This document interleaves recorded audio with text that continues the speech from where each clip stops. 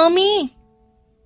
Napatingin si Victoria sa kanyang 4 na anak na tumatakbo papunta sa kanya.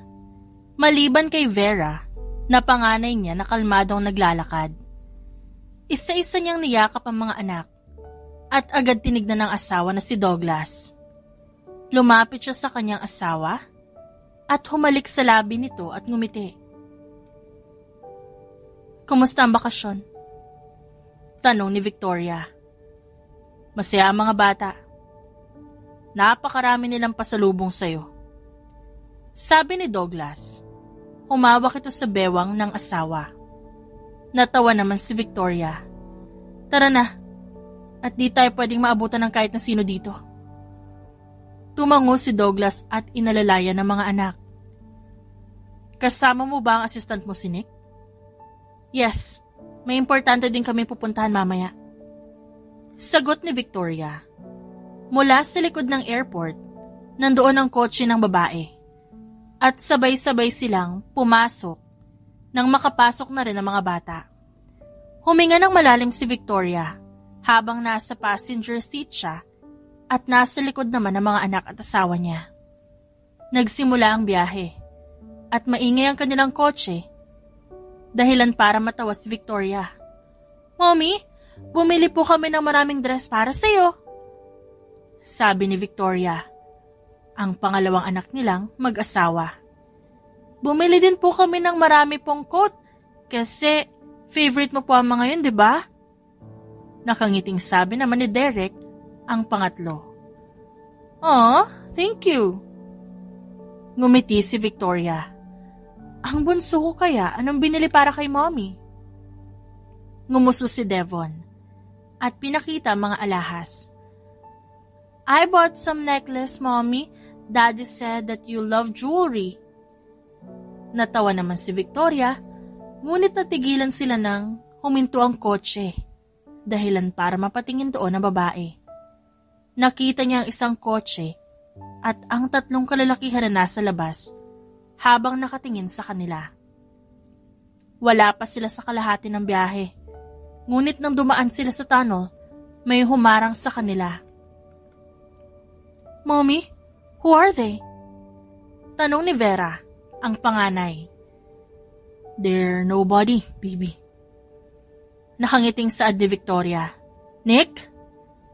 Tawag niya. Tumango ang binata sa tabi niya at agad lumabas ng kotse. Hinanda agad ni Victoria ang sarili para protektahan ang pamilya. Mula sa salamin, tinignan niya ang asawa na tumango at hinawakan ang mga kamay ng mga bata. They're staring at us. Saad ni Violet. Bad guys po pa sila, mommy? Tanong ni Derek at pinilit sinisilip ang mga lalaki sa unahan. Yes. Saad ni Victoria. Masamang tao sila, Derek. Hindi niyo dapat sila lalapitan. Kung sakali man nalapitan nila kayo, that's our rule, right? Nakangiting tumango si Derek at ang mga kapatid nito. Agad na bumalik si Nick at seryoso ang mga mata nito. Nagpatuloy sila sa biyahe hanggang sa makarating sila ng mansyon. Agad na inasikaso ng mga kasambahay ang mga bata at nakita ni Victoria ang tingin ng kanyang panganay. Dahilan para ngumiti siya para mawala ang pag-aalala nito. Nick, ano nangyari? Tanong ni Victoria. Bumuntong hininga ang binata. Mula sa kabilang organisasyon, ma'am. Alam nila umalis ka at binabantayan nila ang kilos mo para makasiguro na wala kang tinatago. Ba't nila ginagawa yun? Tanong ni Douglas. Tungkol pa rin ba to sa mga bata? Hindi ko alam, Douglas. Binabantayan nila ako dahil gusto nila makasiguro na makikita nila ang mga anak natin at gusto nilang malaman kung anong abilidad meron ng mga bata. Inaasahan ko na to, kaya naman kailangan kong panatilihing ligtas sa mga anak natin laban sa kanila. Seryosong sabi ni Victoria. At kung malaman nila ang tungkol sa mga bata? Tanong ni Douglas. They will kill them. Saad ni Nick. Napasinghap si Douglas at humigpit ang pagkakakuyom ng palad niya. Tinignan niya ang asawa na nakatingin sa kanya at bakas din ang pag-aalala sa mga mata nito.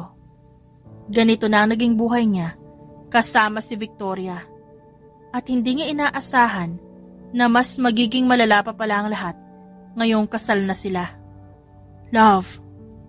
Saad ni Victoria at tinignan si Nick na agad yumukod bago umalis. Bakit kailangan nilang patayin ng mga bata? Tanong ni Douglas. Akala ko ba tapos na to, Victoria?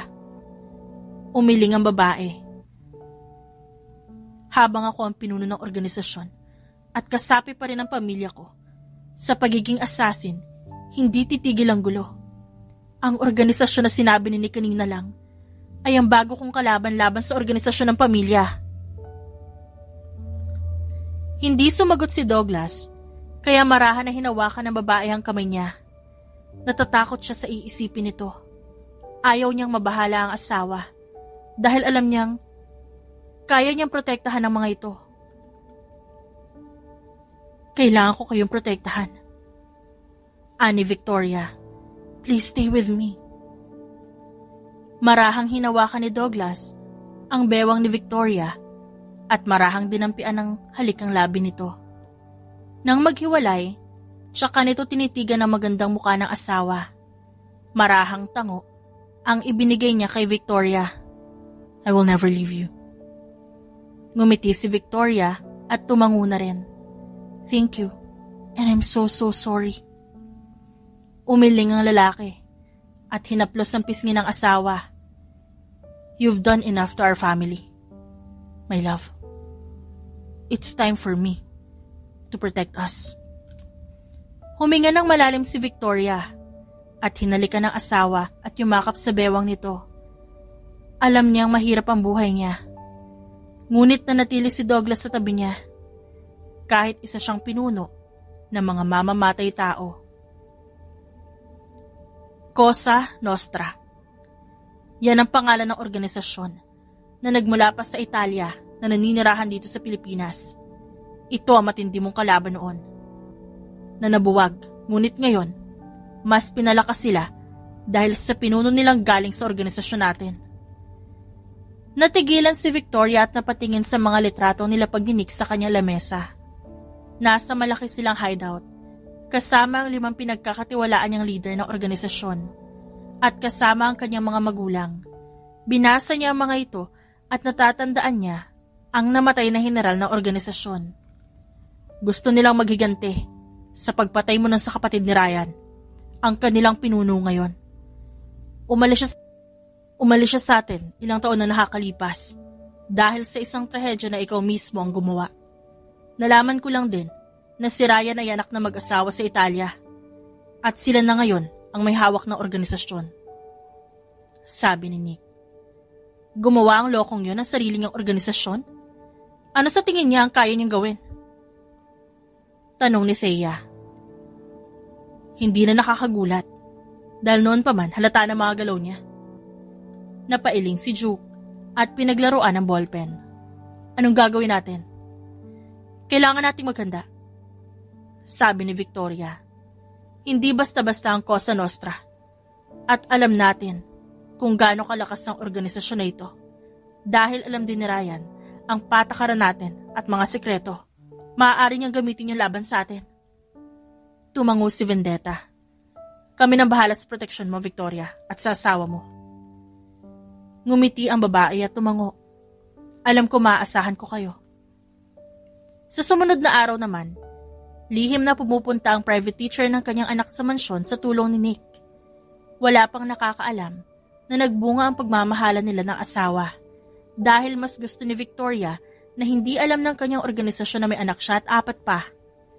Huminga ng malalim ang babae at tinignan ng 4 na anak sa kanilang study room na masaya at nagtatawanan kasama ang kanilang guro.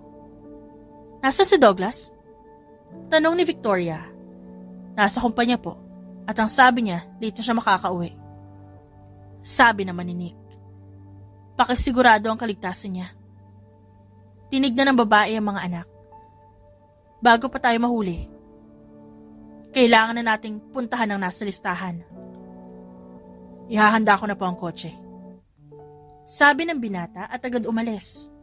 Napangiti si Victoria nang makitang nakikinig ang kanyang mga anak. 10 taong gulang na ang quadruplets at nakitaan na agad niya ng potensyal, lalong-lalo na si Vera.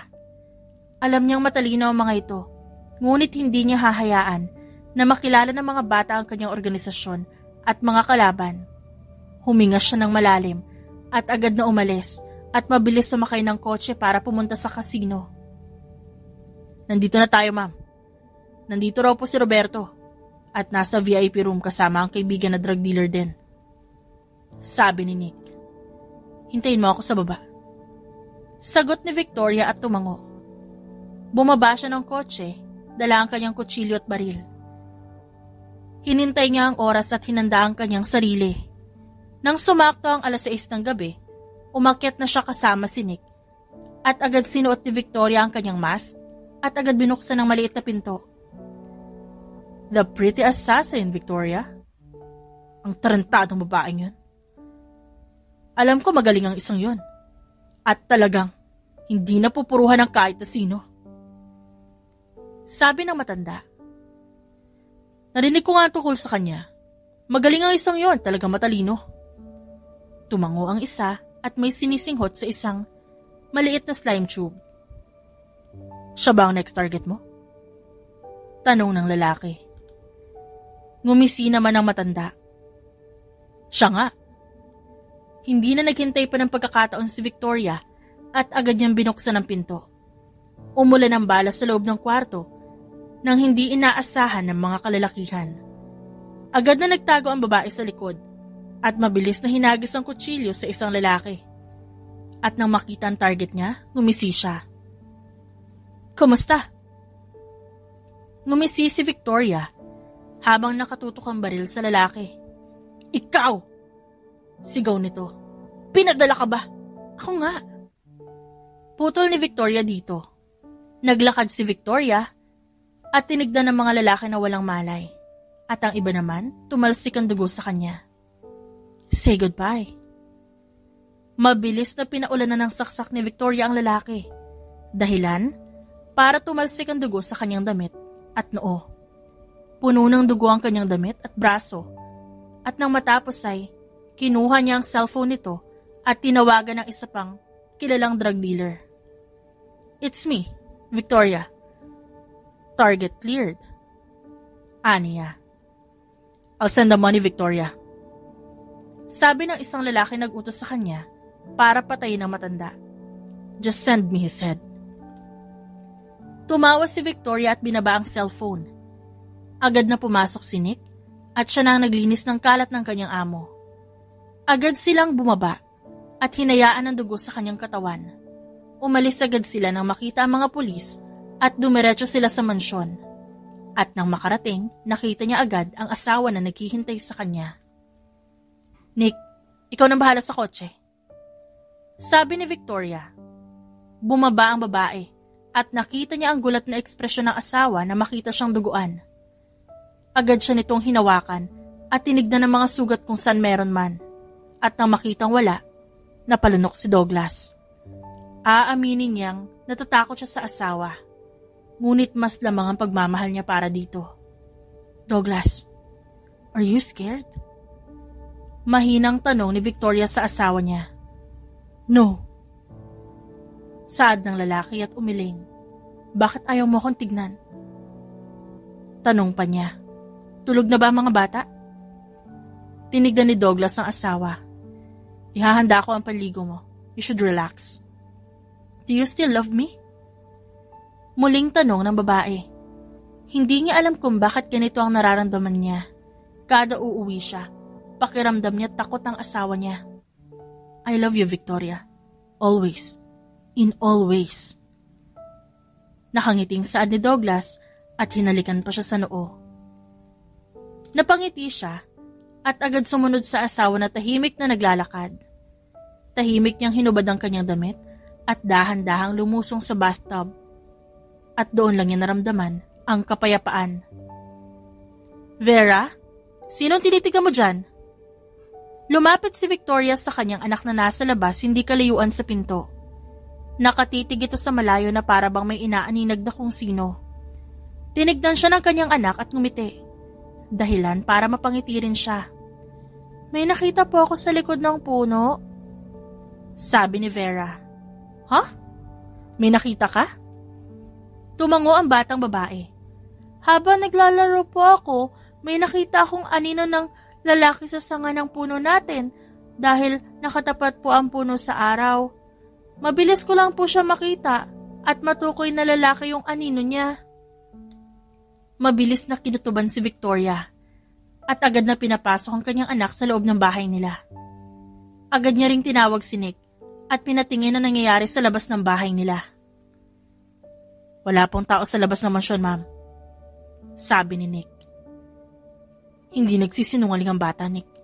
Sigurado ako may nakita siyang taong nagbabantay sa mansyon. Hindi nila pwedeng malaman ang tungkol sa quadruplets. Sabi ni Victoria. Lalaki raw ba, ma'am? Tanong ng binata. Tumango naman siya. Kanina niya pa pinagmamasdan ng lalaki, Nick. Sigurado ako na tauhan ni Ryan yun. Titignan ko po ulit. Sagot naman ito. Kaagad na pumasok si Victoria at tinignan ng kanyang panganay na nagbabasa ng libro habang ang tatlo nitong kapatid abala sa pagkain at pagsusulat. Huminga ng malalim si Victoria at agad tumabi sa kanyang anak. Vera? Mommy? Nag-angat ng tingin si Vera at nilapag ang libro sa tabi. Maaari ko ba malaman kung nakita mo ng buo ang lalaki kanina? Tanong ni Victoria sa marahang paraan. Nag-isip ang batang babae bago ito magsalita. Nakasuot po siya ng leather jacket at pants. Nakasuot din po siya ng mascara at isang pulang panyo yung nasa bulsa niya. Kumunot pa ang noo ni Vera. At tanging mga mata niya lang ang nakita ko, Mommy. Nakatingin po siya sa house at kanina niya pa po tinitignan yung mansyon. Ryan. Inis na saad ni Victoria sa kanyang isip. Mommy, kilala mo po ba siya? Ngumiti si Victoria at umiling. Hindi, Vera. Naisip ko lang na baka may bad guy sa labas ng mansyon. Kapag nakita mo siya ulit, pumasok ka kaagad sa bahay natin, ha? At tawagin mo si Nick o ako. Maliwanag ba, anak? Opo, Mommy. Saad ni Vera at tumango. Isa-isang tinawag ni Victoria ang kanyang anak na agad lumapit sa kanya. Isa-isa niya itong pinaaalalahanan sa mga dapat gawin kapag may nakita silang kakaiba. Opo, Mommy. Handa po kami palagi.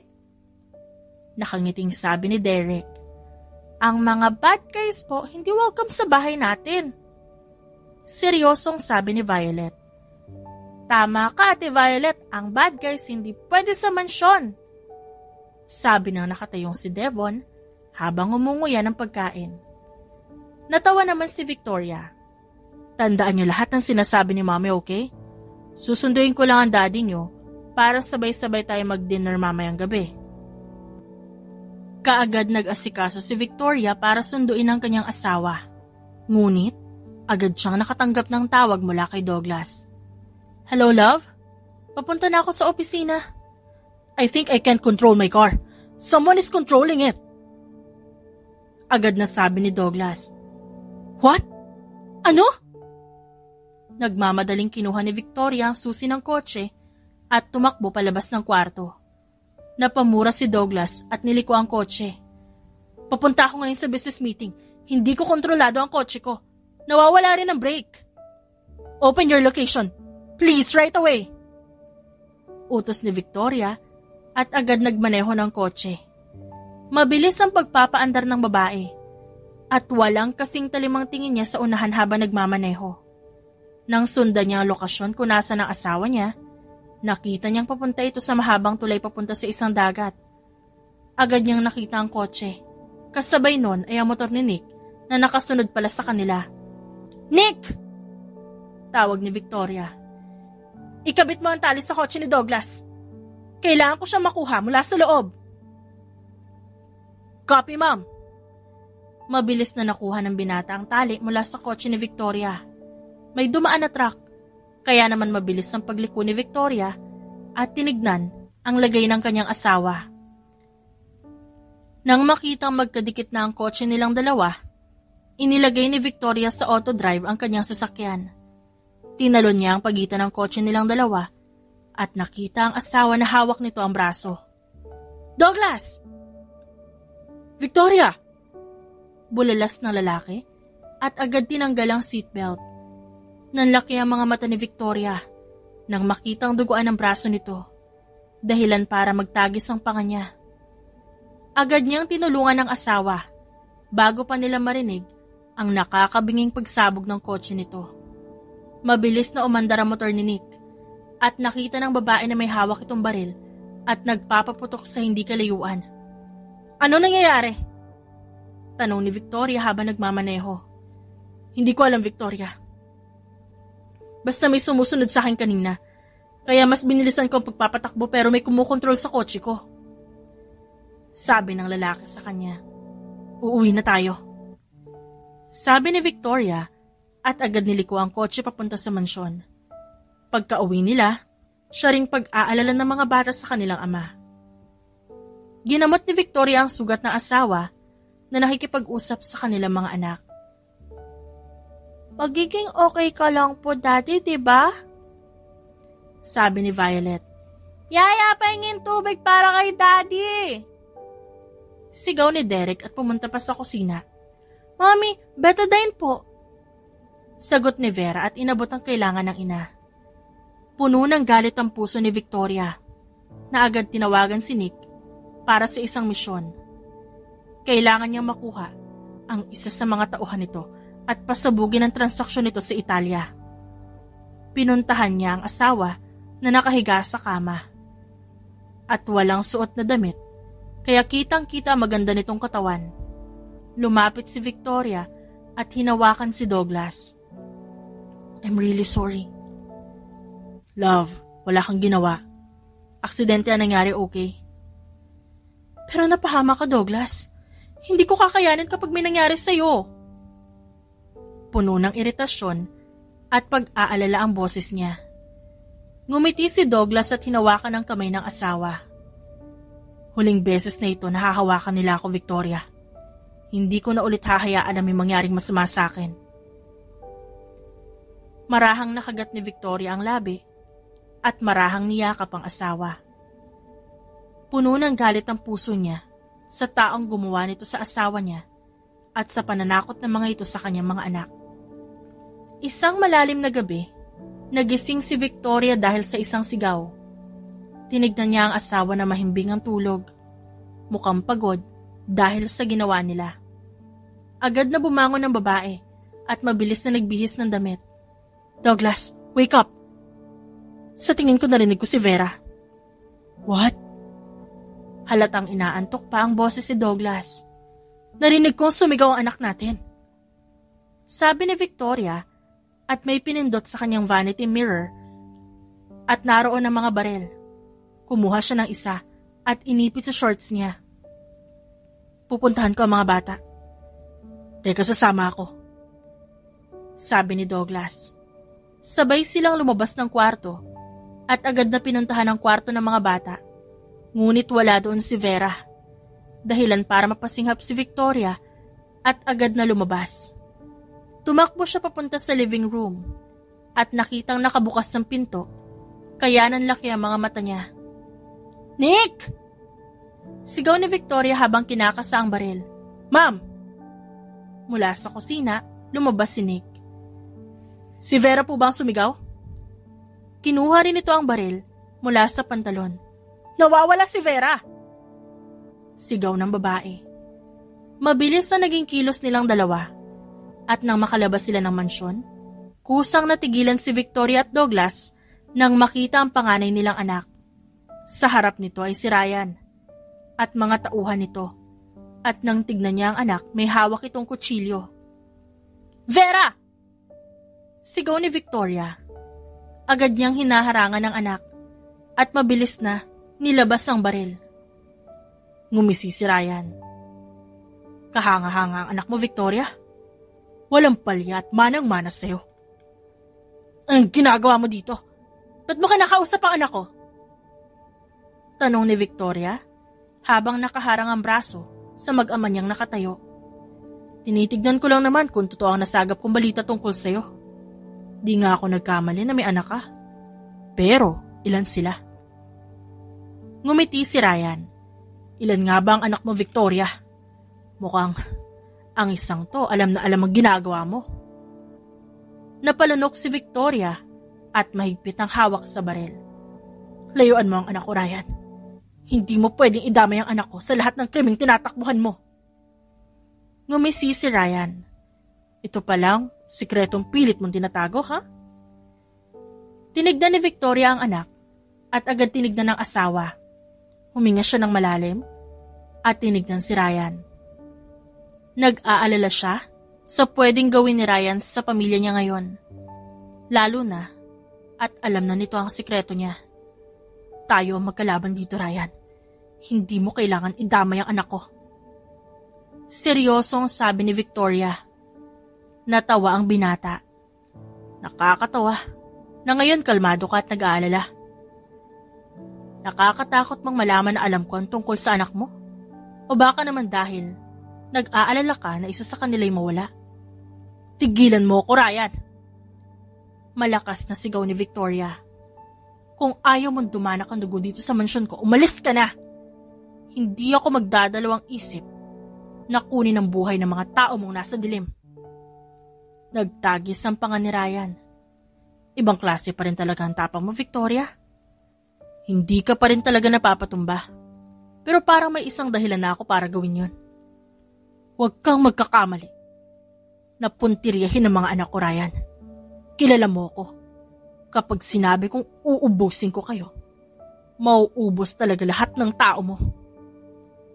Naglakad si Victoria at gamit ang isang kamay niya, pinutok niya ang baril sa puno. Natumba ang isa. Kitang-kita ang tamas sa noon nito. Victoria! Malakas na sigaw ni Ryan.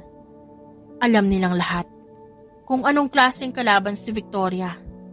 Alam ni Ryan na ilang minuto lang, kayang-kaya silang patumbahin ng babae. Napaatras siya ng sunod-sunod na matumba ang mga tao niya. Tandaan mo ang araw na to, Victoria. Malalaman ang lahat ng tungkol sa anak mo. Malalaman nila ang sikreto mo. Go. Tell them. Pakisabi na hihintayin ko sila. Nang makaalis si Ryan, agad na tinignan ni Victoria ang kanyang anak. Tinignan niya kung may sugat ba ito o gasgas, pero mukhang wala naman itong pakialam. Niyakap niya si Vera na napayakap din sa kanya at ramdam niya ang takot nito dahil sa panginginig ng kamay ng batang babae. Mommy! Nanginig ang boses ni Vera. Shh! Hindi ka niya sasaktan. Nandito si Mommy, okay?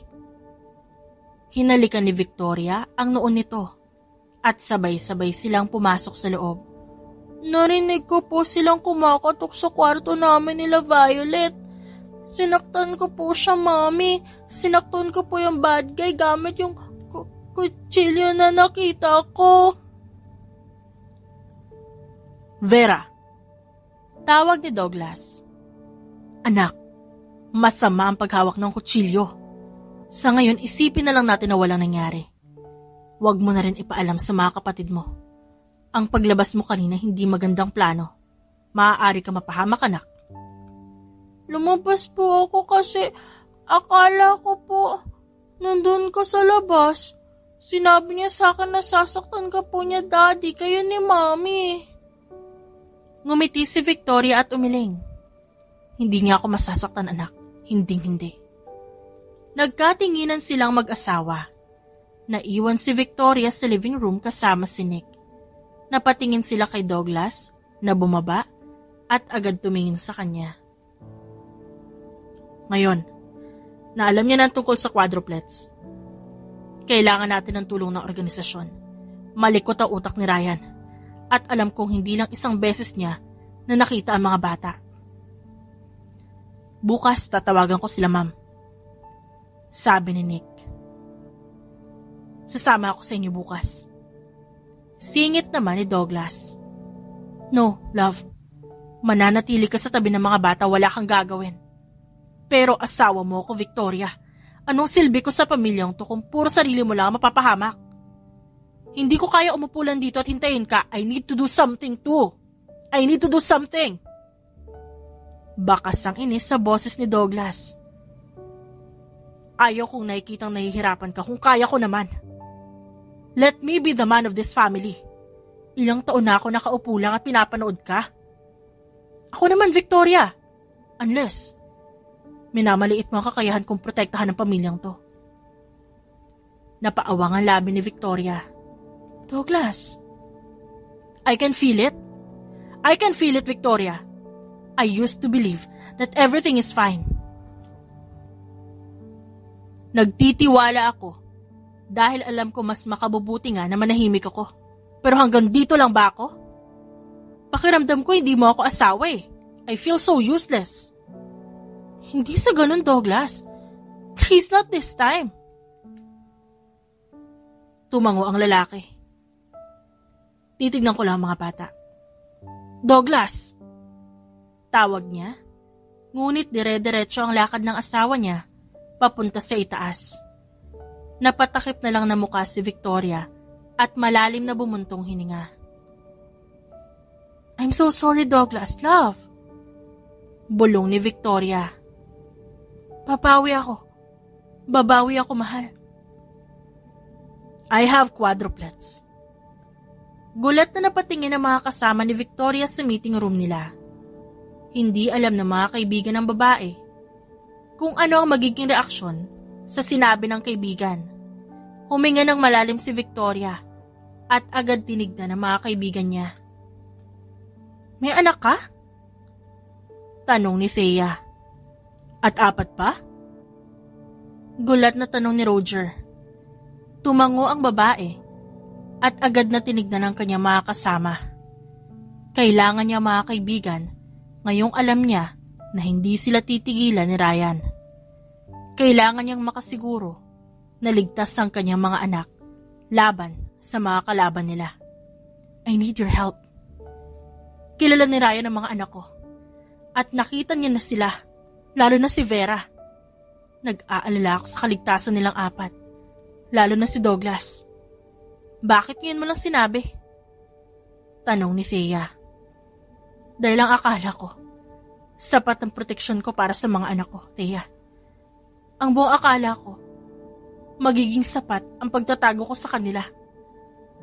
Kaya kailangan ko ng tulong ng organisasyon para protektahan ang pamilya ko. Actually, di mo naman kailangan humingi ng tulong o magmakaawa sa amin. Dahil kahit di mo sabihin protektado ka namin, ngayon pa na may mga anak ka, mas lalo naming sisiguraduhin na ligtas kayo. Saad ni Roger at huminga ng malalim. Isa pa, leader ka namin. Napakarami nang naitulong ng pamilya mo sa amin. At sa lahat ng miyembro ng organisasyon. At sino kami para hindi ka protektahan? Tanong ni Thea. Para na rin naming tinalikuran ng responsibilidad namin sa iyo bilang protektor mo kung di namin gagawin yon. Pagkatapos sabihin ni Vendetta, ngumiti ito. Pinag-uusapan nila ang paghahanda sa plano para sa kanyang mga anak at hindi maiwasan ni Victoria na makaramdam ng kapayapaan dahil tama lang ang ipinaglaban niya sa kanyang mga kasama. Tama lang na inalagaan niya ang mga ito, kagaya ng pag-aalaga ng mga magulang niya sa kanilang organisasyon. Kami ang magbabantay sa mga anak mo. Magdadala kami ng tauhan na magbabantay sa kanila at kay Douglas. Sabi ni Duke. Hindi rin tayo dapat makampante dahil matalino si Ryan. Alam niya rin ang bawat galaw natin dahil minsan natin siya nakasama. Sabi ni Vendetta. Si Venus, natawagan mo na ba? Tanong ni Victoria. Ang pinsan mo, abala pa sa kanyang buhay at sa pagiging mafia queen. Pero, tatawagin namin siya sa abot ng kaya namin. Sabi ni Thea. Tumango si Victoria at agad umalis ng kanilang hideout pagkatapos nila mag-usap. Kasama niya si Nick sa paglabas. Ngunit huminto siya at tinignan ng binata. Kilala niya si Venus at alam niyang maaasahan niya ang pinsan dahil kilala niya ito. At alam niya ang abilidad ng kanyang pinsan Kaya naman tama lang na humingi ng tulong si Victoria kay Venus. Nick, pupuntahan ko pa si Douglas. Mauna ka na. Bantayan mo ang mga bata lalo na si Vera. Nakangiting saad ni Victoria dito. Sigurado ka? Kaya ko ang sarili ko. Kailangan ko lang makausap ang asawa ko. Tinapik ni Victoria ang balikat ng binata. Sumakay siya sa kotse at dumiretso sa kumpanya ng kanyang asawa. Kilala bilang mayaman si Douglas at ang kanilang pamilya dahil kilala din ito noon na galing sa pagiging disente at elegante pagdating sa iba't ibang bagay. Gusto ni Victoria na makasiguro na maayos ang lagay ng kanyang asawa dahil sa hindi nila pagkakaintindihan ilang araw nang nakalipas. Douglas, tawag ni Victoria at tinignan ng asawang nagbabasa sa loob ng opisina. Nag-angat ng tingin ng lalaki. Love. Ngumiti siya at lumapit sa kanyang asawa. Hindi ka pa ba uuwi? Malalim na ang gabi at delikado. Kailangan ko lang tapusin ang lahat ng to. Ang mga bata. Tanong nito at pinagmasdan siya. Kasama si Nick. Kalmadong sabi ni Victoria. Bumuntong hininga si Douglas at agad na tumayo para puntahan ang asawa na nakatayo sa kanyang harapan. Yumakap ang lalaki sa bewang ni Victoria na napapikit at hinawakan ang braso niya. Tahimik nilang pinakiramdaman ang emosyon ng bawat isa. Puno ng takot at pag-aalala ang nasa puso ni Douglas. I'm sorry kung nagalit ako. Hindi ko sinasadyang dagdagan ng problema. Ako ang dapat humingi ng sorry sa'yo, Douglas. Napakaraming salita ang gustong lumabas sa bibig ko pero sa tingin ko, paghingi lang ng tawad ang alam ko. Dinala kita sa mundo ko na walang kasiguraduhan na katahimikan. Dinala kita sa mundo ko na puno ng dilim at panganib. Tinanggap ko ang mundo mo. Matagal na panahon na, Victoria. Pinakasalan kita dahil nakita ko ang masayang buhay na kasama ka. Ngumiti si Douglas at humalik sa noo ng asawa. Douglas. Biglang nanginig ang boses ni Victoria. Pero hindi habang buhay. Kaya ko manahimik. Lalo na at alam ko hindi matatahimik ang pamilya natin. Hindi ito ang buhay na gusto ko para sa mga anak natin, Victoria. Hindi rin ito ang buhay na pangarap ko kasama ka. Natigilan ng babae at napatingin sa asawa. Anong gusto mong gawin ko? Ngumiti si Douglas at bahagyang humalik sa labi niya. Leave everything behind and start a new life with our family. Yan ang gusto ko. Yan ang pangarap ko. Sabi ng lalaki at tinignan ng mga mata ng asawa. Napasinghap si Victoria at tumulo ang luha sa mga mata niya. Ito ba talaga ang gusto ng puso niya? Ang iwan ng organisasyon at magsimula muli kasama ang pamilya niya? Is this worth risking for? Victoria! Umuwi ang babae isang gabi na puno ng galos ang kanyang katawan, puno ng dumi ang suot niyang damit at puno ng gasgas ang kanyang braso. Ilang araw ang nakalipas pagkatapos malaman ni Ryan ang sitwasyon niya, doon nagsimulang magkaroon ng sunod-sunod na trahedya at ambush. Mommy!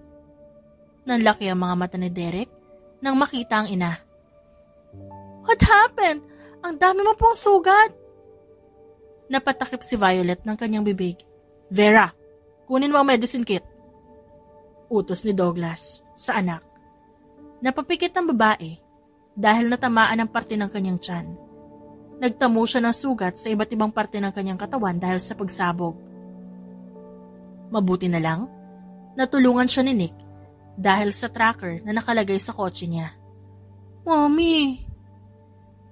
Narinig niya ang panginginig ng boses ni Devon at hinawakan ng kamay ng kanyang ina. Bahagyang natawa si Victoria.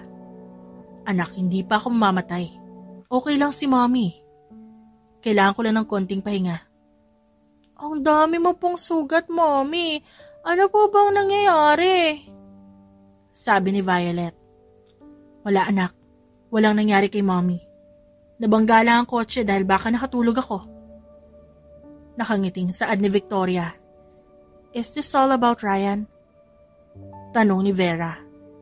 Napatingin siya sa panganay na anak at nakita niyang seryoso ito habang nakatayo sa gilid ni Douglas.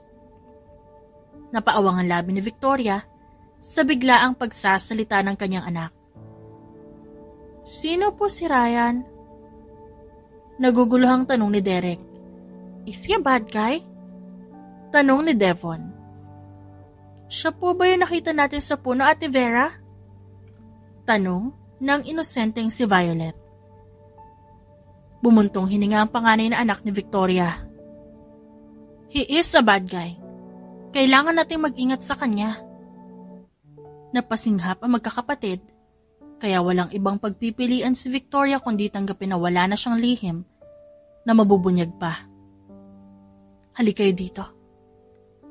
Marahang sabi niya. Lumapit isa-isa ang kanyang mga anak at tumayo sa kanyang harapan habang si Douglas nakatayo sa gilid at pinapanood sila. Ngumiti si Victoria at agad tinignan isa-isa ang mga anak na nakikinig sa kanya. Simula sa araw na to, gusto kong maging alerto kayo sa paligid tulad ng lagi kong sinasabi sa inyo. Gusto ko na lahat ng taong makakasalubong o makakasalamuhan nyo, hindi nyo dapat lapitan o kausapin. Remember the rule. Do not talk to strangers unless they have their own code name given by me. Do you understand? Yes, Mommy. Sabay-sabay na sabi ng quadruplets. Alam nyo at kilala nyo ang codes na sinabi ko sa inyo nung umuwi kayo dito sa mansyon. Eagle is for Thea. Red is for Juke. Hawk by Vendetta. Shield for Roger. And Hitman for Nick. Inisa-isa ulit ni Victoria ang pagkakakilanlan ng kanyang mga kaibigan. Copy, Mommy. Sa sumunod na araw, naging abala ang mga bata dahil sa birthday party ng kanilang lolo, ang ama ni Victoria. Nagkaroon ng magarbong party, kaya naman hindi na makapaghintay ang mga bata na makita ang kanilang lolo. Maging si Victoria, suot ang kanyang itim na backless dress. Handa na rin pumunta sa party, ngunit bago yun, naghanda rin sila ng mga tauhan para sa kaligtasan. Love, are you ready? Tanong ni Douglas. Ngumiti si Victoria nang mailagay niya ang baril sa kanyang tactical leg holster. Ready na ako. Ang mga tauhan ba handa na? Nakapwesto na sila sa paligid ng venue. Sabi ni Douglas at hinaplos ang bewang ng asawa papunta sa dibdib nito. You're so sexy. Napailing naman at natatawa si Victoria at humalik sa liig ng asawa. Tara na. Sabay-sabay silang umalis at agad na nag-asikaso sa party. Nang makarating doon, punong-puno ng maraming tao ang venue. Mga businessmen at kaibigan ng kanyang ama ang dumalo. Ngumiti si Victoria kasama ang kanyang mga anak at asawa habang binabati ang ama.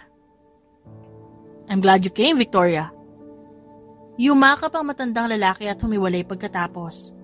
Akala ko hindi na naman kayo makakapunta. Natawa si Victoria. Gusto ng mga bata makita ka, Papa. Happy birthday po, Lolo! Sabay-sabay na bati ng mga ito. Tuwang-tuwa ang kanyang ama na makita ang mga bata. Nagsimula ang kasiyahan at napuno ng tawanan at maraming alak din ang inilagay sa kanilang mesa, maging sa kabila. Hindi hinayaan ni Victoria na mawala sa paningin niya ang mga anak na masayang naglalaro. Ngunit habang nagkakasiyahan, lahat ng ilaw ay namatay, dahilan para maghiyawan ng mga tao. Douglas sa mga bata! Agad na sigaw ni Victoria. Putukan ng baril ang narinig nilang lahat, kasabay ng nakakabinging sigaw ng mga bata. Nanlaki ang mga mata ni Victoria at agad sinanay ang mata sa dilim. Doon niya nakita si Ryan. Dala-dala ang kanyang mga anak na pilit lumalaban dito. Ryan! Sigaw ni Victoria. Ma'am! Sumigaw rin si Nick at agad sinundan ng amo. Mabilis na pinaputok ni Victoria ang baril at natamaan ang mga tauhan nito. Tumakbo siya ngunit natigilan na makita na umiiyak ang mga bata. Ngumisi si Ryan at tinapat ang matulis na bagay sa bunso niyang anak. "Mommy!" Umiiyak na sabi nito. "Hindi ako magdadalawang isip na bawiin ang buhay ng anak mo, Victoria. Ibaba niyo ang mga baril niyo." "Ryan, wag ang anak ko. Mga bata pa sila." Nagmamakaawa ang boses ni Victoria. "Wala akong pakialam, Victoria. Ang organisasyon ko na mismo ang magpapatunay sa'yo kung paano kunin ang buhay ng importanteng tao sa'yo." Sigaw ni Ryan at hinawakan ang ulo ng bunso niyang anak habang ang iba hawak ng mga kalalakihan. Sumenya si Victoria na ibaba ang baril sa takot na baka masugatan ang kanyang anak. Humigpit ang hawak niya sa kanyang baril. Takot na baka matamaan ang anak. Ngayon lang siya nakaramdam ng takot at pangamba para sa mga bata. "Marunong ka rin palang sumunod, Victoria." Natatawang saad ni Ryan. "Sabihin mo kung anong gusto mo at ibibigay ko. Magkita na lang tayo sa address na ibibigay ko. Dahil kung hindi ka magpapakita..." Lumakas ang sigaw ni Devon dahil sa hiwa sa kanyang leeg. "Devon!" Malakas na sigaw ni Douglas. Nagtagis ang pangalalo ni Victoria at tumulo ang luha sa kanyang mga mata habang pinagmamasdan ang mga anak. "Magtutuos tayo dun, Ryan. Huwag mong hahayaan na mahuli kita." Pagbabanta ni Victoria. Hindi halos mapakali si Victoria at gusto niya nang sumugod bigla.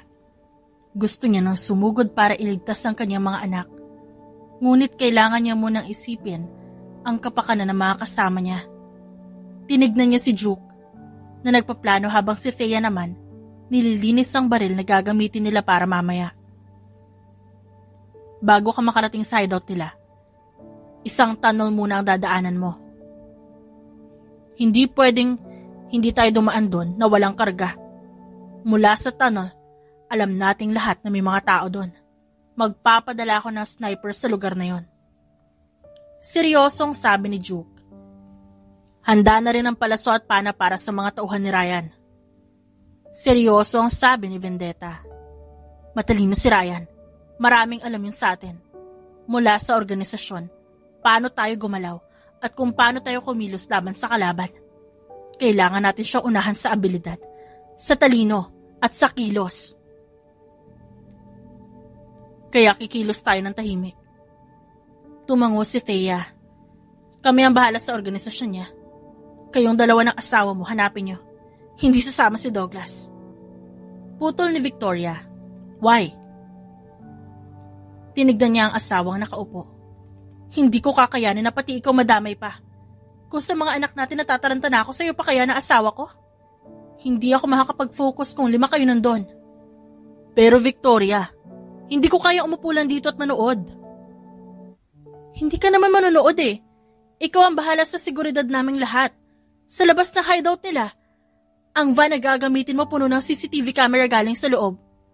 Ngayon, ang gagawin mo, tignan kami, ituro sa amin ang tamang direksyon." Nagplano agad silang lahat at mabilis na nagpalit ng damit si Victoria. Isang leather jumpsuit ang suot niya at ang buhok niya ay nakatali.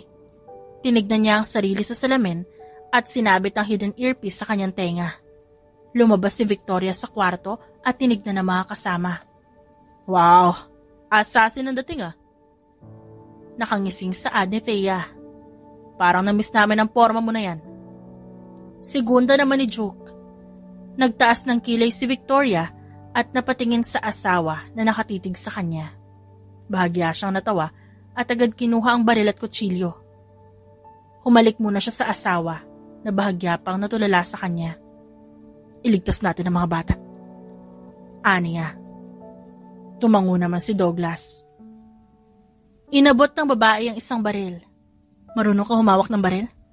Alam mo na kung paano gagamitin to." Tinapik ni Victoria ang balikat ng asawa. "Uuwi kang ligtas sa akin, Douglas." Sumakay sila sa malaking van. Walang naiwan sa organisasyon kagaya ng plano nila. Dahil alam nilang babalikan sila ni Ryan. Hiwa-hiwalay sila ng direksyon. At nang makarating sila sa tunnel, agad pumwesto sila Nick na nasa ibabaw nito. Confirm. Sabi ni Nick sa earpiece. Ilan? Tanong ni Vendetta na nasa ibabaw na bahagi ng tunnel. Handa na ang pana at palaso nito para sa pag-atake. Higit 10. Sabi ni Nick. Walang matitira, Nick. Saad naman ni Victoria. Copy, ma'am. Sagot ng binata. Huminto sila sa gitna ng tunnel at agad nakita ni Victoria ang palaso na pinapakawalan ni Vendetta. Kanya-kanyang sigaw at atake ang ginawa nila Nick at ng kanyang team. Ganon din si Vendetta at mga kasama nito. Tsaka lang kinasa ni Victoria ang baril at agad sumilip sa bintana. Clear! Sigaw ni Nick. Tara na, Juke. Tahimik ang paligid, simoy ng hangin at malamig na pakiramdam ang namumutawi sa kanilang biyahe, papunta sa kagubatan.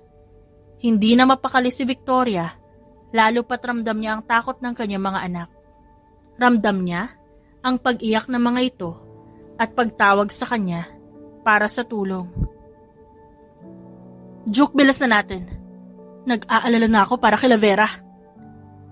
Sabi ni Victoria. Good news. Nagpadala ng mga tauhan ng pinsan mo si Venus. Bahagyang ngumiti si Victoria. Alam ko hindi niya ako pababayaan. Nang makarating sila sa kagubatan, nagbiyahe pa sila papunta sa dulo. Nakita ni Victoria ang isang lugar na puno ng malalaking container truck sa paligid. Bumaba siya ng van at isa-isang bumaba ang mga kasama niya. Dala niya ang baril niya at naglalakad-lakad sila sa gitna ng malawak na lugar. Nakakatakot ang katahimikan. Sabi ni Thea. Kailangan muna natin mahanap ang mga bata bago tayo kumilos. Saad ni Victoria. Hindi ko alam pero malakas ang kutob ko na may masamang mangyayari. Ani Roger dala ang kanyang samurai.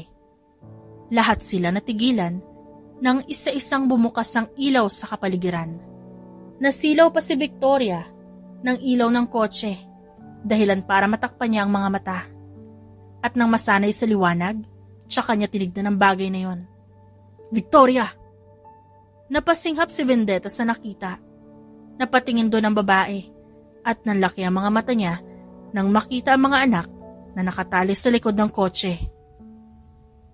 Isa-isang nakasabit ang bomba sa mga tiyan nito, dahilan para matigilan siya sa kinatatayuan.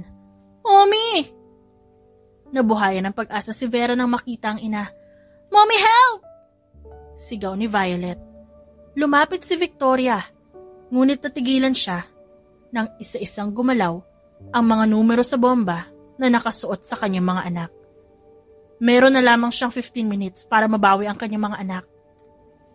Sinabi ko naman sa'yo, exciting ang magiging kalalabasan nito. Ngumisi si Ryan at isa-isang nilabas sa mga anak niya at kinulong sa isang container. No! Vera! Violet! Sigaw ni Victoria. Patuloy naman sa pagsigaw ang mga bata. Ngunit habang sinasagawa ni Ryan ang mga plano, na ipasok ang mga bata sa isang maliit na container, napansin ni Victoria ang isang anino na bigla na lang pumasok sa loob ng container truck kung nasa ng kanyang anak. Napalunok siya at kinakabahang napatingin doon. Ngunit natigilan siya sa sinabi ni Nick. It's your cousin, Venus. Bulong ni Nick. Napasinghap pa si Victoria. Nauna siya dito? Hindi ko nabasa ang kilos ng pinsan mo. Pero mukhang kanina pa siya dito at naghihintay. Ani Nick sa mahinahong paraan. Tinignan ni Victoria si Ryan at ngumiti ng matamis. Bakit di natin simulan ngayon? At nang malaman natin kung sino nga ba ang mas matibay?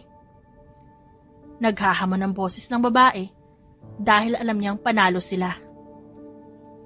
Mabilis na nag-umpisa ang laban. Agad nakipaglaban si Victoria sa mga kalaban nila at ganun din ang mga kasama niya. Lingid sa kaalaman ni Ryan, Ang iba sa kanilang mga kasama, nakaalis na ng bansa. Ang kalahati naman sa kanila, nakasuot ng proteksyon para hindi tamaan ng kutsilyo at tama ng baril. Tinignan ni Victoria ang container truck at pinagdadasal na sana maayos ang kanyang anak. Hinihingal ka na. Pang-aasar ni Victoria. Manahimik ka, Victoria. Tandaan mo, nasa akin ang remote. At kung gugustuhin ko, sasabog ang mga anak mo. Mabilis na sinipa ni Victoria ang dibdib ng lalaki. Huwag ka magkakamali na pindutin yan. Dahil may ilang minuto pa ako para patayin ka. Agad na umikot ang babae at mabilis na nasugatan sa hita si Ryan. Napasigaw ito at agad umatake sa kanya dahilan para umatras siya at sinalo ang kamao nito. Dumating ang mga tauhan ng pinsan niyang si Venus na bihasa sa pakikipaglaban kaya naman mas malakas ang puwersa nila. Mula pa nun, inalagaan kita, Ryan. Tas ganito ang magiging ganti mo sa mga magulang ko? Sa buong organisasyon? Tanong ni Victoria. Wala na akong pakialam sa organisasyon mo, Victoria. Lahat ng taong nagiging malapit sa'yo namamatay. Tinadyakan ni Ryan ang tiyan ni Victoria na napaatras. Isa kang ahas, Ryan! Sigaw ni Victoria. Tumawa ang lalaki at agad nilabas ang kanyang kutsilyo. Magaling ka man sa pakikipaglaban, ngunit hindi mo ako matatalo, Victoria.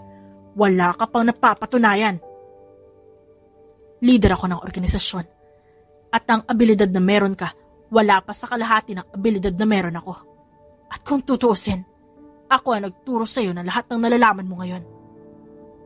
Nakangising sabi ni Victoria at nilabas din ang kanyang kutsilyo. Tila na insulto si Ryan at agad itong sumugod sa babae.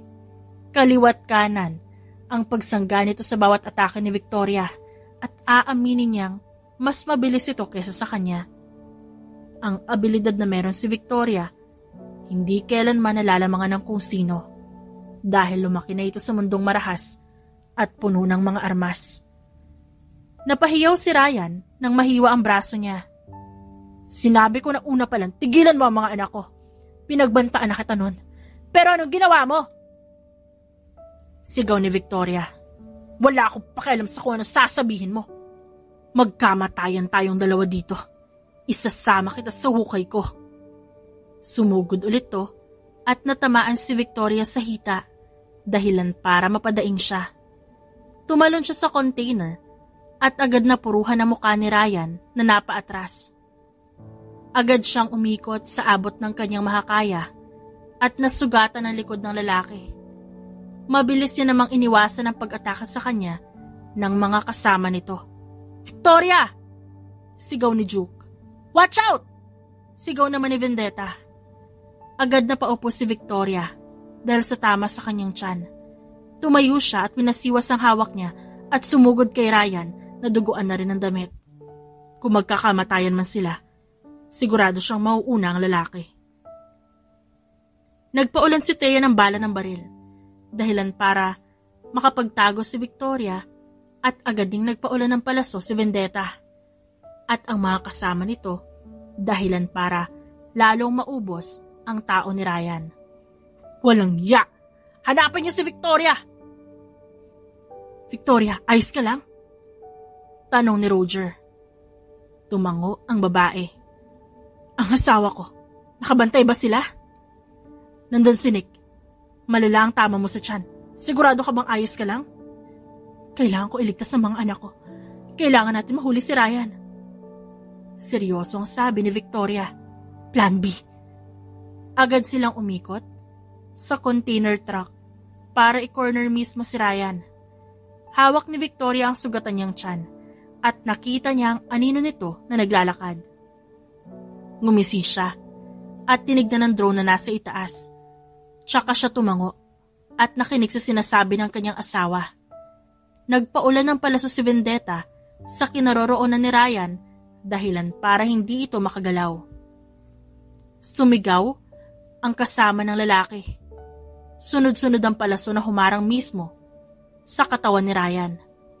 Lumabas agad si Victoria habang hawak ang baril. Mahina na ang lalaki dahil sa tama nito sa iba't ibang parte ng katawan. Tumayo si Victoria ng tuwid at nakitang nasa harap nila ang container truck kung nasa ng mga bata. Sa tingin mo dito matatapos ang lahat ng to, ha? Natawa si Ryan at tinaas ang remote. Dito matatapos ang lahat, Ryan. Ang organisasyon mismo ang bahala sa parusa mo, sa pagtraidor mo, sa pamilya, kasama ang mga tauhan mo. Saad ni Victoria, hindi dito matatapos ang buhay ko. Buhay ng mga anak mo ang kukunin ko. Sigaw ni Ryan. Mabilis itong pinindot ang remote, ngunit wala silang narinig na pagsabog. Tinignan ni Ryan ang truck at ilang beses niyang pinindot yun hanggang sa barilin mismo ni Victoria ang daliri niya. Dahilan para mapasigaw siya. Bumukas ang container truck at lumabas doon si Venus na hawak ang baril at sa likod niya ay ang mga bata na naglalakad palabas. Nakahinga ng maluwag si Victoria nang makita ang maayos ang lahat. Sino ka? Gulat na bulalas ni Ryan. Ngumiti si Venus habang naglalakad at nakatingin sa kanya. Hindi pala sinabi ni Victoria ang pangalan ko? Kung sa bagay, hindi ko rin nais na magpakilala. Kinabit nito ang bomba sa leeg ng lalaki. Now, taste the dosage of your own medicine, Mr. Ryan. Paano? Nanlaki ang mga mata ni Ryan nang makitang walang nakasabit na bomba sa mga bata. Alisin mo ang bombang to!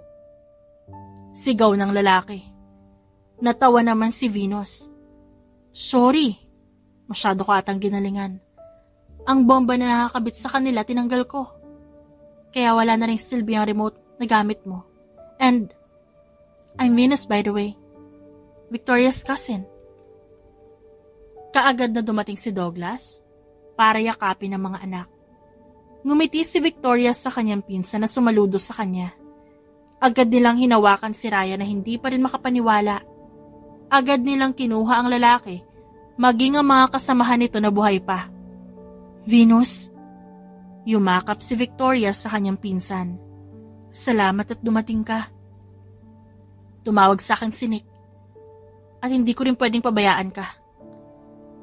Ngumiti si Venus at tinignan nito ang asawa ng pinsan niya at ang mga anak nito na nakayakap sa ama. Sa susunod, huwag mong hahayaang mawala sa paningin mo ang mga anak mo. Napakurap ang babae. Thank you, Venus. Kailan tayo ulit magkikita? Ngumisi ito. Kapag may asawa na ako. Nagtawanan silang lahat, ngunit napahawak si Victoria sa kanyang tiyan. Nagdilim ang kanyang paningin at agad siyang sinalo ni Venus na mabilis tumango sa mga kasama nito. Nakahanda na ang eroplano para sa inyo. Make sure she's safe. Sabi ni Venus. Salamat, Venus. Mahinang saad ni Douglas. Tumango ang lalaki at sabay-sabay silang naglakad sa tahimik na gabi at sa paligid na bakas ang gulo. Months later, Nick will be handling this organization together with my team. Lahat ay gulat na napatingin kay Victoria na nakatayo sa unahan. Maging sina Duke, Thea, Roger at Vendetta, gulat na nakatingin sa kanilang leader na nakatayo. Buwan na ang nakalipas, magmula nang matapos ang trahedya. Ngunit sa pagbabalik ni Victoria, ay ang pag-alis niya sa organisasyon na inalagaan niya. Victoria! Gulat na tawag ni Duke. Matagal ko na itong pinag-isipan. Matagal ko na rin gustong sabihin sa inyo to.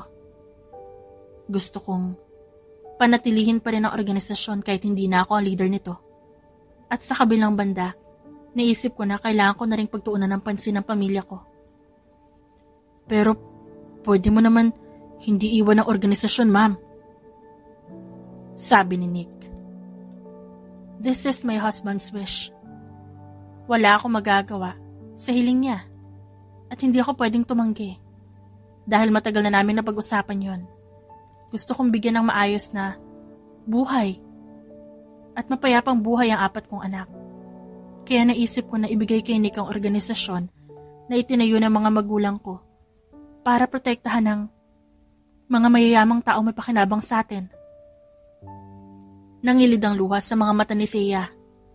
Wala na kami magagawa pa sa desisyon mo kung yan ang gusto mo. Tinanggap ni Douglas ang katauhan at organisasyon na ito ng buong puso. Alam ko rin na darating ang araw na to dahil nakikita ko mas magiging tahimik si Douglas kapag nakikita kanya sa tabi niya. Tumango si Victoria. Hindi naman ibig sabihin na aalis ako. Wala na akong koneksyon sa inyong lahat. Nick is still my assistant. Lahat ng balita dito makakarating sa akin. Ngunit si Nick na ang bahala sa lahat. I trusted him and I'm sure magiging maayos ang organisasyon na to kapag si Nick na ang namahala. Isa-isang niyakap ni Victoria ang kanyang mga kasama at nagpaalam. Huminga siya ng malalim at masayang pumunta sa kanyang asawa na naghihintay sa kanya sa mansyon. At nang makarating sa mansyon, nakita niya ang nag-aabang na si Douglas sa pinto. Yumakap siya sa asawa at agad humalik sa labi nito. What's your decision? Tanong ni Douglas at inakbayan ng asawa papasok sa loob. I decided to leave everything behind. Tahimik na buhay, tahimik na bahay, tahimik na pamilya. Ngumiti si Douglas at tinignan ng asawang nakangiti sa kanya. Is this what you really wanted, my love? This is your wish, Douglas. Nung sinabi mo sa akin na hindi ito ang gusto mo para sa mga anak natin, naisip ko na hindi rin pala ito ang gusto ko para sa mga bata. Gusto ko rin silang matulog sa gabi na walang iniisip, gigising sa umaga na tahimik na papasok sa eskwelahan. Wait, narinig ko eskwelahan? Gulat na tinignan ni Douglas ang asawa. Bahagya siyang natawa. Yes, I enrolled them in school. Sakto naman ang pag-uwi ng mga bata galing sa mansyon ng kanilang lolo at lola. Yumakap agad si Vera sa kanyang ina at sunod-sunod na silang yumakap sa kanilang dalawa. Mommy! Tawag ni Violet. Papasok na po ba kami sa school? Tanong ni Vera. Narinig po namin. Halatang excited si Devon na talagang umupo pa sa hita ni Victoria na tumawa. Tumango naman siya. In-enroll ko na kayo sa private school. Hatid sundo namin kayo ng daddy niyo. Gusto niyo yon? Nanlaki ang mga mata ng mga ito at hindi makapaniwala na napatingin sa kanilang ina. Tinignan pa nila si Douglas na nakangiting tumango rin sa kanilang apat. Naisip ko kasi na baka gusto niya ring makisalamuha sa ibang bata. Gusto ko magkaroon kayo ng kaibigan, hindi lang si Nick at hindi lang mga kasambahay. Mommy, gusto po namin mag-play sa labas. Nakangusong saad ni Derek. Yes, Mommy. Gusto po namin maglaro kasama ng ibang bata. Saad ni Violet. Nangilid ang luha sa mga mata ni Victoria nang makitang kumislap ang mga mata ng kanyang apat na anak. Naisip niyang hindi nagkakaroon ng pagkakataon ng mga ito na maglaro sa labas at nanatili silang nakatago dito sa mansyon kasama si Nick. Simula ngayon, malaya na kayong makakapunta sa kahit saan niyo gusto. Malaya na kayong gawin ng mga bagay na gusto niyong gawin at tuklasin. Pumapayag na po kayo, Mommy at Daddy? Tanong ni Vera. Makakapagbakasyon na tayo kahit saan natin gusto. Lahat tayo. Malaya nang pupunta sa iba't ibang lugar. Tuwang-tuwa naman ang mga bata at napahiyaw pa. Kaya walang pagsidla ng tuwa ang nararamdaman ni Douglas at Victoria. Niyakap nila ang kanilang mga anak at hindi siya makapaniwala na dahil sa desisyon niyang ito, makikita niya ang tuwa sa mukha ng mga bata. At habang pinagmamasdan niya ang mga anak, hindi niya maiwasang maisip na mas maganda nga ang buhay kung malaya silang lahat.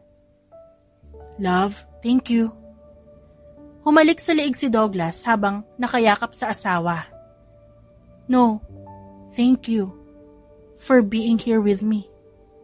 Sa pagtanggap sa akin at sa organisasyon. You kept your faith in me. You trusted me, so thank you. I married you because I love you. Now that you have decided to live happily with me, mas masaya nga ang ganun, Victoria. Nakangiting saad ni Douglas at pinagmasdan ng asawa. Natawa naman si Victoria at yumakap sa asawa. Tinignan niya ang mga mata nito, tsaka humalik sa kanyang asawa. Hinalikan niya ito ng buong puso at pagmamahal.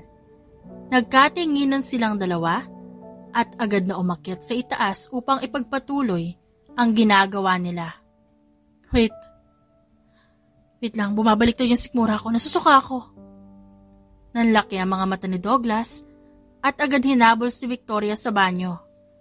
Agad niyang hinawakan ang buhok nito at hinaplos ng marahan sa likod.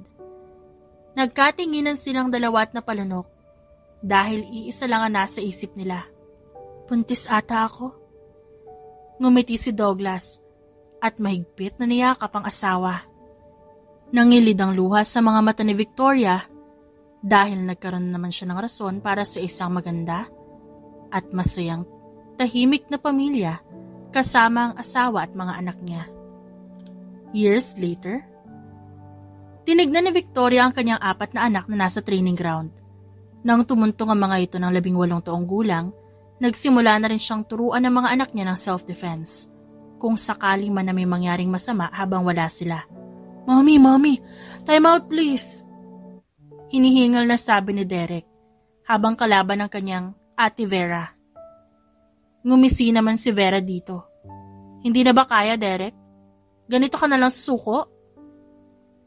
Sabing susuko ako sa'yo, ate. Pahinga lang oh. Nagtaas ng kilay si Derek. Mabilis itong nakuha ang espada at hindi yun inaasahan ni Vera. Mabilis umatake ang dalaga at mabilis din ang bawat takbang at atras nito sa bawat atake ni Derek. Sumunod naman si Violet na kinakalaban ng kapatid at sumunod din si Devon, nakakampi ni Derek. Love, di pa ba kayo tapos? Sumilip si Douglas na walang suot pang itaas. Ngumiti ang babae. Hindi pa. Mukhang ayaw matalo ni Vera eh. Natawa naman si Douglas at hinaplos ang bewang ng asawa. Tama na yan, kakain na tayo. Sabay-sabay na patingin ang mga anak nila sa gawin ni Douglas. Sa ilang taong magkakasama sila na wala sa organisasyon, naging maayos at maganda ang pakikitungo nila sa isa't isa. Natutukan ni Victoria ang kanyang mga anak, lalo na sa pag-aaral. Wow, adobo! Nakangiting sabi ni Vera. Hindi lang adobo. Meron ding menudo at meron pa mechado. At yes, ako ang nagluto. Pagyayabang ni Douglas sa mga ito. Paborito po namin ang mga to, Daddy. Pumapalakpak na saad ni Devon. Mukhang masisira na naman ang gym goal namin, Daddy eh. Nakangising sabi ni Violet. Tumawa si Victoria. Mga baby ko pa rin kayo, kaya dapat marami pa rin ang kainin nyo. Diba, Daniela? Kinurot niya ang pisngi ng kanilang bunsong anak. Ilang taon nang nakalipas magmula nang mahuli si Ryan, ilang taon na rin nakakulong ito sa ilalim ng organisasyon ni Nick. Hindi akalain ni Victoria na magiging seryoso ang binata sa kanilang organisasyon na binuo pa ng kanyang mga magulang. Mommy, may nililigawan na yung dalawang yon. Sumbong ni Violet. College student, Mom. Ngumiti si Vera habang kumakain. Nanlaki ang mga mata ni Derek at Devon habang nagtaas naman ng kilay si Victoria sa kanyang mga anak. Alam niyang nasa tamang edad na ang mga ito. At 21 na rin sa susunod na taon. Ngumiti naman si Douglas at tinignan ng kanyang mga anak.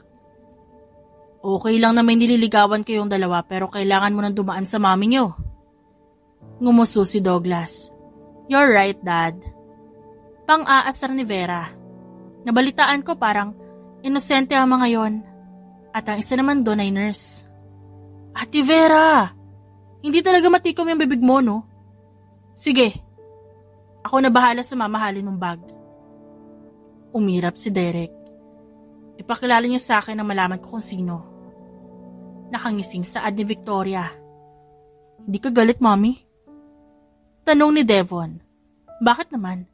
Nasa tamang edad na kayong dalawa. Alam niyong pareho ang gusto niyo, di ba? At kung ano mga gusto ko.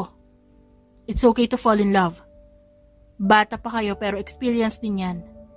Kapag umiyak kayo, nandyan ang wine natin. Sa wine cellar, okay? Nakangiting sabi ni Victoria.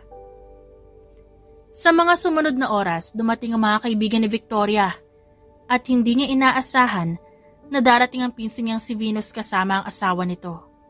Nagyakapan silang dalawa at agad sumama ang mga anak nito sa mga anak niya na nasa sala. Ang laki ng bahay niyo. Natatawang saad ni Venus. Wag nga ako, Venus. Pareho lang malaki ang bahay nating dalawa. Hi! Bati naman ni Victoria sa asawa nito. Good evening. Ngumiti ang lalaki at kinamayan si Douglas. Pare. Nagkasiyahan silang lahat at naglabas ng wine si Victoria. Dumating rin sila Nick at ang iba pa nilang kaibigan. Napag-usapan nila na magbabanding pa rin sila kahit na anong mangyari. Kamusta naman ang pamamahala? Tanong ni Victoria. Marami-rami na rin ang nasa listahan, Victoria. Marami na rin kami naligpit. Tumatawang saad ni Nick. Kasama namin ang leader ng kabila na si Betty. Hindi pa rin ako makapaniwala na ang magpinsan na to may hawak ng malalaking organisasyon sa mundo. Napailing na saad ni Betty. Natawa naman si Venus. Galing ang lahat ng yan sa mga ninuno namin. Pero ang talagang naka-charge dyan, si Victoria. Napangiti naman ang babae at pinagmamasdan ng kanyang pinsan. Hindi niya lubos sa kalain na magsasama sila at babalikan ang pinagdaanan nila. Naramdaman niya ang paghawak ni Douglas sa kanyang bewang, kaya napatingin siya dito. You miss the old days? Tanong ni Douglas. Sakto lang. Mas masaya pa rin na tahimik ang mundo natin. Nakangiting sabi ni Victoria. Natawa naman ng lalaki at humalik sa pisngi ng asawa. Siguro, ang mga anak natin na magpapatuloy sa kinalakihan mo kung papayagan mo sila. Kung ano ang gusto nila, papayag ako. Tingnan mo si Vera. Under training na kay Nick. Gusto niya ang ginagawa niya at sino ba naman ako para pigilan siya? Nakangiting sabi ni Victoria. Napabuntong hininga siya at tinignan ang panganay niyang anak na may hawak na baril kasama si Nick. Napatingin din siya kay Valentine, ang anak ni Venus, na may hawak na pana at palaso sa kamay. Parang sanay na silang makita ang isa't isa na may kanya-kanyang armas sa mga kamay. Hindi na nagugulat pa si Victoria sa mga anak niya dahil magmula sa ninuno nila, sigurado siyang ganon din ang apat niyang mga anak. Vera is good. Kung sa bilis hindi namin kaya, pero sa armas kuhang-kuha niya ang postura mo. Napapailing na saad ni Thea. Magaling ba? Nakangising tanong ni Douglas. Tinatanong pa ba yan? Dugo ni Victoria ang nasa katawan ng anak mo, Diyos ko ah. Tumatawang saad ni Thea. Napatingin silang lahat kay Vera nang tamaan nito ang isang bunga ng puno sa hindi kalayuan. Mas mataas pa ito kesa sa kanila, kaya naman bakas ang gulat sa mga mata nilang lahat. Nagkibit balikat na lang si Victoria at pinanood ang mga anak. See? Natatawang saad ni Thea. Kayang-kaya niya nang umasinta sa malayo. Napapailing na saad ni Venus. Mukhang susunod talaga sa hakbang mo ang anak mo si Vera. Nakangising bumaling si Victoria sa pinsan niya. Then, I'm going to watch her. Saad ni Victoria at uminom ng wine. Alam niyang balang araw, malalampasan ni Vera ang kanyang kakayahan. Dahil alam niyang mas magaling ito kumpara sa kanya. The End. It's shoutout time! Shoutout kina Leonila Parea, Crescanta de la Cruz, Jennifer Sanida, Renalyn Marshall, Imelda Forteza, Jennifer Acultad, Mary Abenwe, Emma Ruth Pinero, Cleo Kawaling, Ritz Mia, LV Caduntol, Edna Espinosa, Juliet Espinas, Liberty Victa, and Gio Cadtec. Maraming salamat sa inyong lahat.